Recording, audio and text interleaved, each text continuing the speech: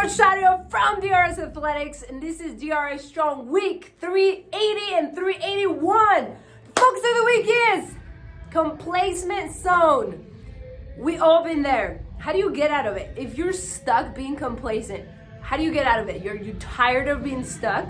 I'm gonna show you. Check it out. Check it out. Alrighty, guys. So complacent zone is what you believe you're stuck in.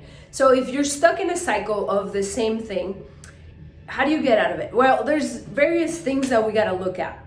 There are things just like your values and beliefs. And values and beliefs are going to be what you think of yourself and what you think you're doing. So the way you value yourself, if you think, hey, I'm not good enough to do this, hey, I'm not good enough to complete this task or to do this at work or to do this in training, you're going to start believing that story, right? Your story. And then from there, it's going to go into this confinement area where you're just not going to be able to get out of that circle, that cycle. So it's going to start creating mental resistance, mental support. What is your support telling you? So what's your head telling you? Well, whatever you're believing is what's going to start telling you, right? It's going to start telling you you're not good enough.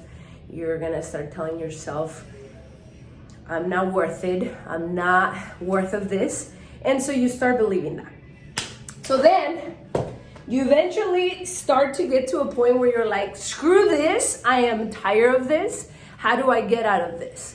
Well, you start to have goals. You start to create something different for yourself. But then what happens? When you don't see results right away, when it's not fast enough for you or slow enough for you, what happens then? Then people start to give up. You start to give up because it's not fast enough. You're not getting the results. You're not seeing what you're trying to change. And then what happens? Self-sabotage happens. And then what happens is a circle again, and then you're back into that same belief, same confinement, same circle that you cannot get out of. So how do we get out of that? In order to change this, my friends, we all have to do this.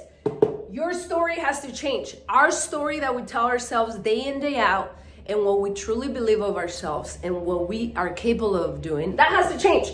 Because if not, it's never going to happen. So what we tell ourselves, how we view ourselves must change.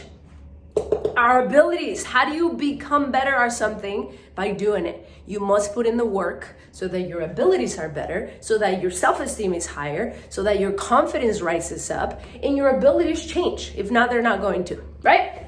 Our environment. If you're stuck in an environment that is not positive for you, you're never gonna get out of it. You must change within your circle, within your friends. If your friends are keeping you in your comfort zone, let's all wake up, because it's not gonna go anywhere. We all gotta push each other in the best way possible, and we're gonna tell ourselves what we need to do to continue growing. So environment is huge, my friends. Getting here, we're going to push you to get to your best self.